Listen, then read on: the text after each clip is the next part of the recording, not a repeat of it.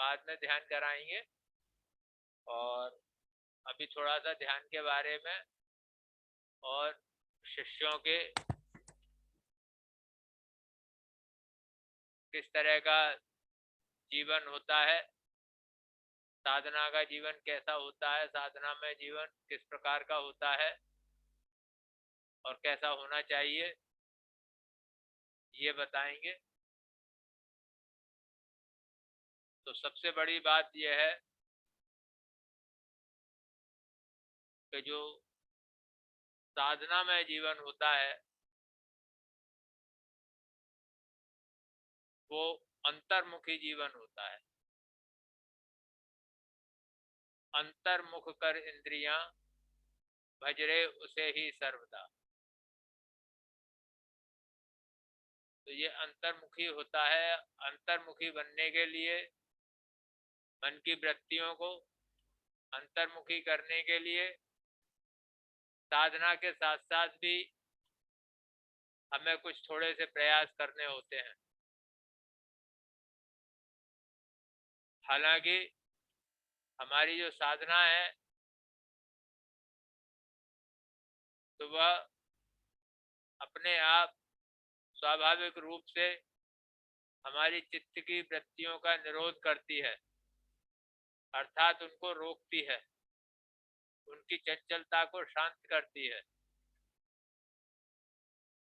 लेकिन उसमें अगर हम अपने प्रयास भी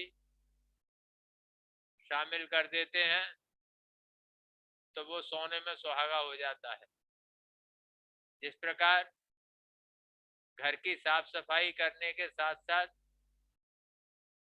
घर में कूड़ा ना होने दें, ये भी हमारी जिम्मेदारी बनती है कि हम घर को गंदा ना होने दें। साफ सफाई तो हम करें ही करें, लेकिन उसको गंदा भी न होने दें। इसी प्रकार जो हमारे मन की चंचलता है उसको नियंत्रित करने के लिए साधना के साथ साथ ये हमारा एक फर्ज बनता है, कर्तव्य बनता है कि हम उसको नियंत्रित रखें। क्योंकि हमारे जीवन में, इस भौतिक जीवन में दो प्रकार के कर्म होते हैं। एक प्रेयस कर्म होते हैं और दूसरा श्रेयस कर्म होते हैं। प्रेयस कर्म जो होते हैं वो हमारे मन को अच्छे लगते हैं और लेकिन वो हमें हमारे व्यक्तित्व को नीचे गिराते हैं, उसका उत्थान नहीं करते। और श्रेयस कर्म जो होते हैं वो हमें श्रेष्ठता की तरफ ले जाते हैं। वो हमारे मन को थोड़े कड़वे लगते हैं, जैसे एकांत में बैठना, भगवान का नाम लेना, इसमें मन आसानी से नहीं लगता। लेकिन गाने हैं, पिक्चर हैं, आपस में बैठ करके मिथ्या वार्तालाप करना है, वाद विवाद करना है, इनमें हमारा मन बहुत आनंद से लगता है और आनंद की अनुभूति करता है। तो अभी हमने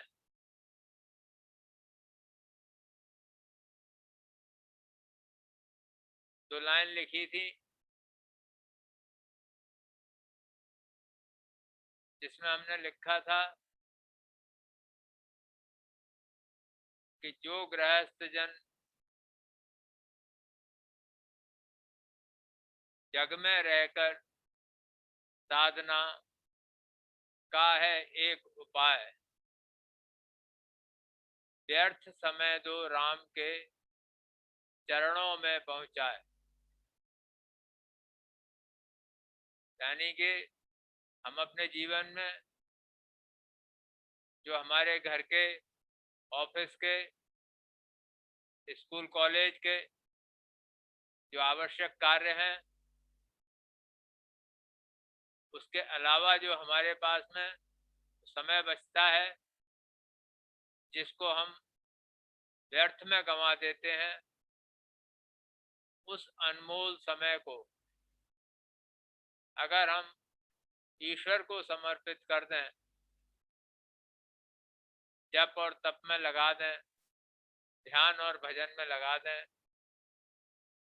तो हम अपने व्यक्तित्व में एक क्रांतिकारी परिवर्तन कर सकते हैं और उन महान ऊंचाइयों को छू सकते हैं,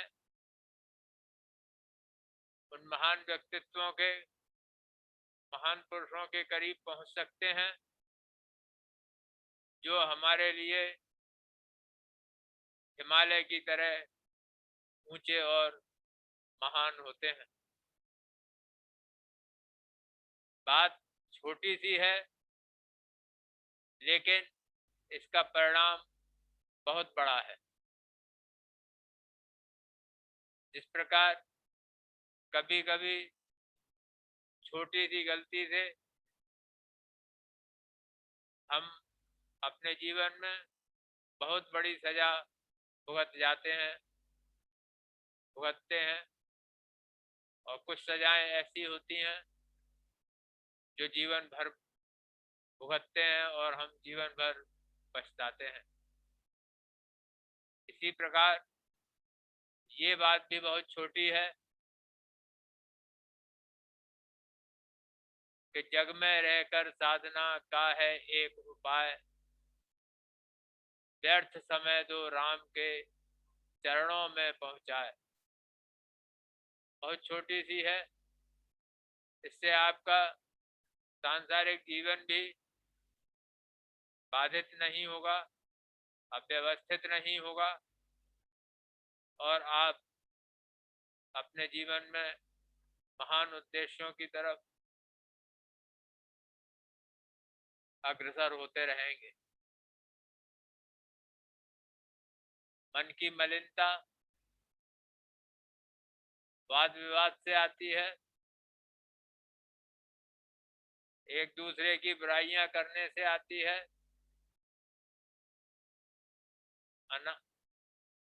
बिना वजह निंदा प्रशंसा करने से आती हैं, मन में चंचलता आती है जो हमें भगवान से दूर कर देती है।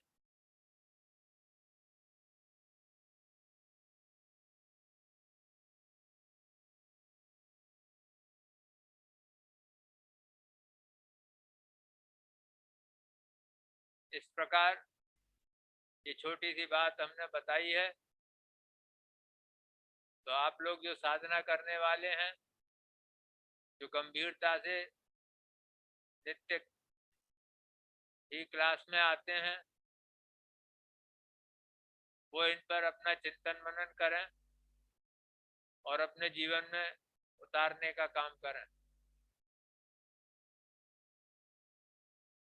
क्योंकि भगवान ने हमें बहुत सारे साधन दिए हैं इस जीवन को सफल बनाने के लिए और निष्फल बनाने के लिए। दोनों के साधन भगवान ने हमको दिए हैं, तो हमें सफलता के साधनों को अपना पथ प्रदर्शक बनाना है, अपनी सफलता के सोपान बनाना है। और जो असफलता के साधन हैं, समय को बर्बाद करने वाले साधन हैं, जीवन को बर्बाद करने वाले साधन हैं, उनसे हमें दूर रहना है।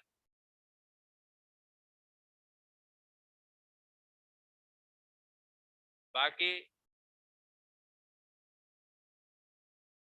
सभी लोग जानते हैं इन बातों को। आज का समाज पढ़ा लिखा समाज है। हर तरह के साधन शिक्षा उपलब्ध है, लेकिन अंतर केवल वही हो जाता है कि कोई शिक्षाओं को अपने जीवन में उतार लेता है, कोई या तो उनको पढ़ता ही नहीं है या पढ़ कर के भी भूल जाता है। तो अब क्योंकि हम इस मार्ग पर चल रहे हैं, ये गुरु मार्ग है, बड़े बड़े सिद्ध पुरुषों ने इस मार्ग को शिष्य दर शिष्य अपनी तपस्या का अंश दिया है, अपनी तपस्या दी है, जिसके आज हम अंग बन चुके हैं, उसके अंश हैं हम, उस मार्ग के अंग हैं। इसकी शुद्धता, पवित्रता और महानता की रक्षा करना, इसका अनुकरण करना,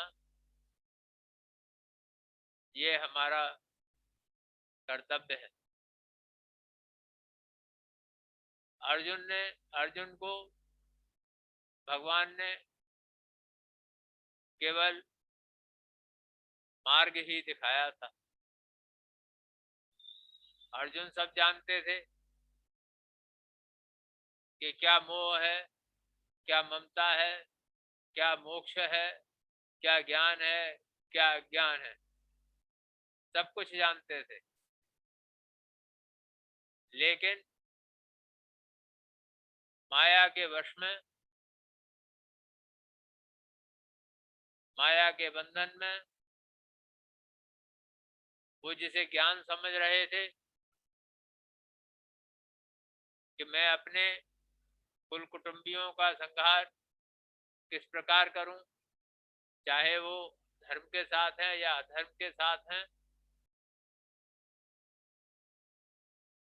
मैं उनको कैसे मारूं और उनको मारने के बाद मेरे जीवन का क्या महत्व रह जाएगा। ये जो अर्जुन के प्रश्न थे या उनका चिंतन था, ये एक वास्तविकता के धरातल पर था। वास्तव में ऐसा हर इंसान महसूस करता है जो अर्जुन महसूस कर रहे थे, और वो ज्ञान का ही एक रूप था। लेकिन उस समय की उस परिस्थिति में जब उनका हक किसी ने छल कपट से, अधर्म से छीन लिया था और वो युद्ध की देहरी पर खड़े थे, दोनों सेनाएं आमने सामने थी, उस समय यह ज्ञान अज्ञान का रूप था। भगवान की दृष्टि में यह अज्ञान था, अर्जुन की दृष्टि में यह ज्ञान था। तब अर्जुन ने भगवान से यह भी कहा कि हे माधव,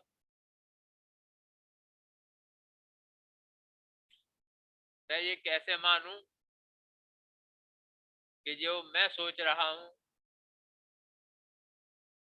वो अधर्म है या अज्ञान है, और जो आप कह रहे हो वो धर्म है और ज्ञान है।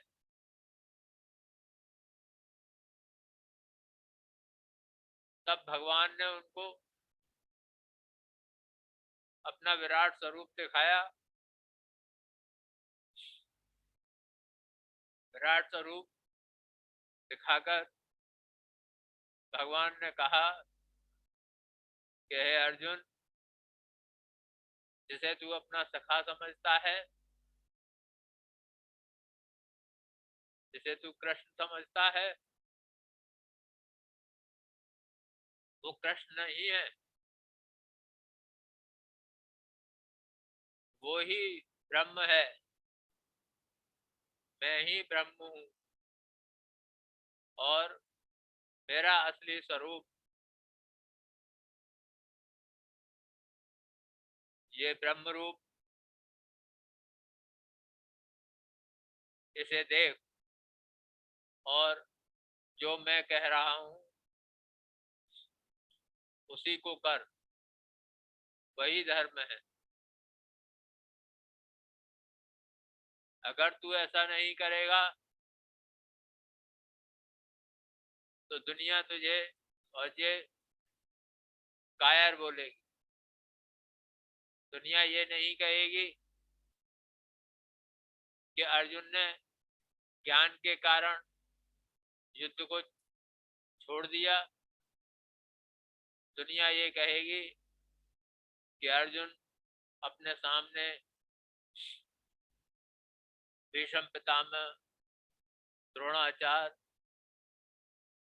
अश्वत्थामा, कर्ण जैसे महारथियों को देखकर डर गया। अर्जुन कायर था और युद्ध भूमि को छोड़कर भाग गया। इसलिए बहुत सारी बातें हमें बतानी भी पड़ती हैं। समय आने पर गुरुओं की अंतर प्रेरणा से, उनकी ज्ञान से वो बातें बतानी भी पड़ती हैं। इसलिए साधक लोग ये ध्यान रखें। महर्षि पातंजलि भी अष्टांग योग में कहते हैं, यम नियम, यम नियम।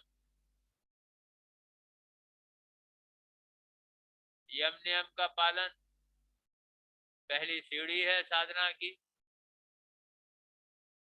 ये अनिवार्य है।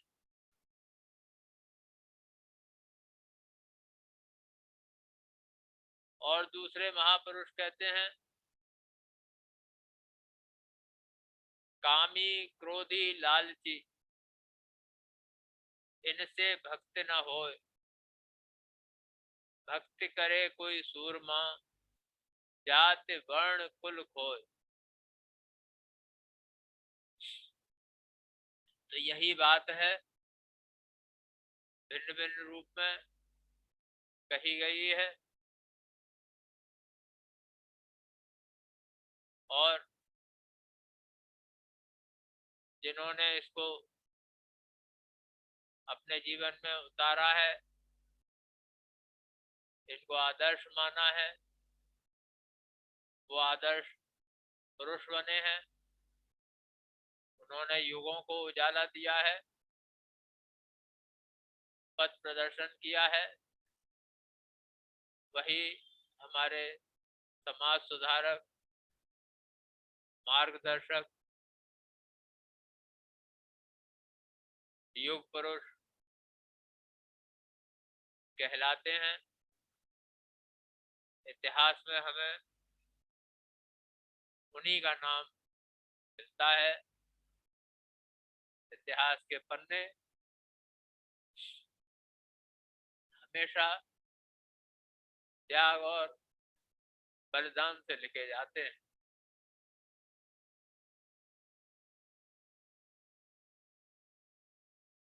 इतिहास में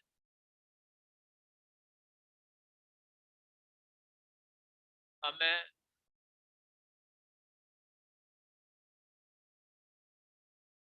वही नाम स्वर्णाक्षरों में लिखे मिलते हैं। कबीर साहब कहते हैं, गुरु गोविंद दोऊ खड़े, काके लागों पाँव, बलिहारी गुरु आपने, गोविंद दियो बता। तो गोविंद किसने बताया कबीर को? गोविंद गुरु ने बताया।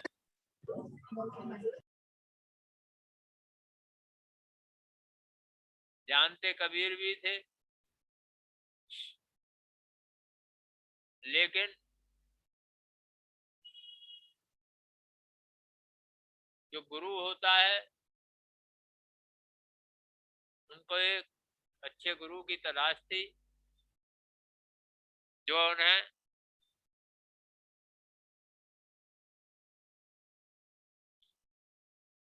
रामानंद के रूप में मिले। उन्हीं से उन्हें शक्तिपात हुआ। उनका शक्तिपात पाने के लिए वो गंगा जी के घाट की सीढ़ियों पर लेट गए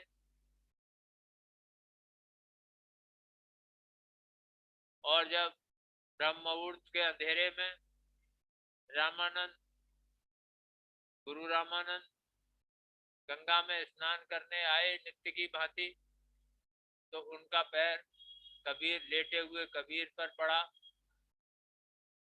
उस स्पर्श से ही उनको शक्तिपात हो गया और कबीर ने उनको गुरु रूप में माना।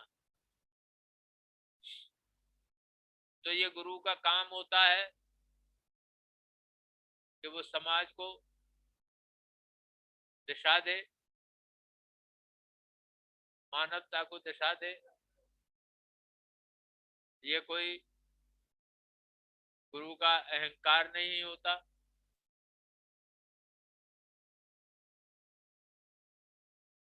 या और किसी स्वार्थवश नहीं होता। ये निस्वार्थ शब्द होते हैं, निस्वार्थ ज्ञान होता है, जिसे गुरु निष्काम भाव से निभाता है, निभाता आया है और निभाता रहेगा। अब हम बाकी के शेष समय में ध्यान करेंगे और जिनका ध्यान लग जाता है, समय कम पड़ता है, तो वो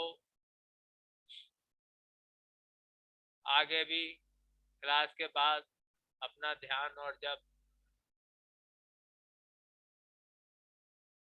जारी रख सकते हैं। तो हम लोग आज्ञा चक्र में नित्य की भांति ओम नमः शिवाय का जप करेंगे और आज्ञा चक्र में ध्यान करेंगे। और अगर कोई कुछ अनुभूति बताना चाहते हैं तो वो अभी बता सकते हैं। किसी को कल, परसों या आज कोई अनुभूति कुछ महसूस हो रहा है तो वो अभी बता सकते हैं। 5 मिनट का समय है, जो भी बताना चाहें वो उसमें बताएं।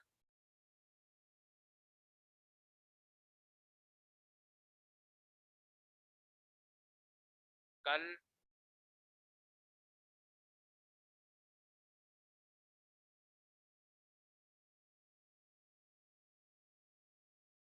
कल की क्लास में शायद अनीता अपनी पूरी बात नहीं बता पाई थी, जो एक योगा शिक्षक है। आसन प्राणायाम योगा सिखाती हैं, तो वो अपनी शेष बात, अपना शेष अनुभव आज बताएं, जिससे सबको इस विषय में ज्ञान हो, पता लगे तो उनको क्या अनुभव हो रहा प्रणाम है। गुरुजी। हाँ, प्रणाम। और यहाँ पर जितने भी हैं सबको प्रणाम, जितने भी हैं सब लोग हैं सभी को प्रणाम। और जहाँ तक है कल मैंने ऑलमोस्ट सारी चीज बता दी थी आपको, कल तक का जो भी मेरा अनुभव था। और उसके बाद का ये था कि बस कुछ मेरे रुके हुए काम थे जो कि इन्हीं दिनों आज कल में ही मेरे प्रोसेस स्टार्ट हुए हैं, बिकॉज एकदम से तो चीज़ें नहीं हो जाती, प्रोसेस तो करना ही पड़ता है। तो बस वही है कि जो मुझे बड़े दिनों से मैं इंतजार कर रही थी कि हाँ कर लूंगी कर लूंगी कर लूंगी करके, तो कुछ वो अमाउंट पैसे फंसे हुए थे मेरे, पैसे वगैरह इधर उधर, और कुछ मेरा बैंक का भी काम था जो कि मेरा कल और आज में ही पूरा हुआ है, बहुत लंबे टाइम से जो होल्डिंग पे रखा हुआ था।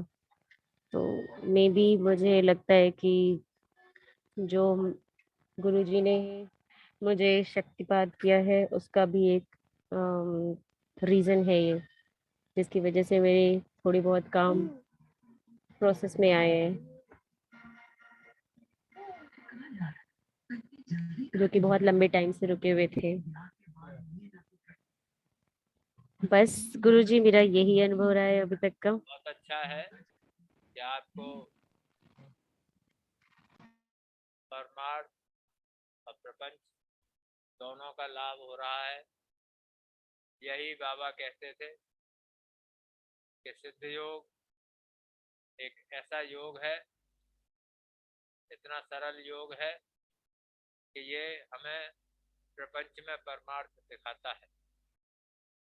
यानी इसके इसमें हमारे सांसारिक काम भी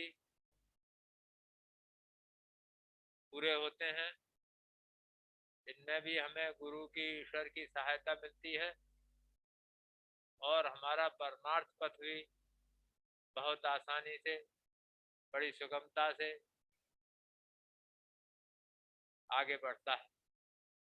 परमार्थ पथ का मतलब ध्यान साधना, अंतर अनुभूतियाँ बहुत आसानी से आगे बढ़ती हैं। तो अब हम सब लोग मनी मन ओम नमः शिवाय का जप करेंगे और ध्यान करेंगे, और जिनको ध्यान समय कम लगता है, मीटिंग खत्म हो जाएगी तो वो अपने घर पर आगे भी कर सकते हैं।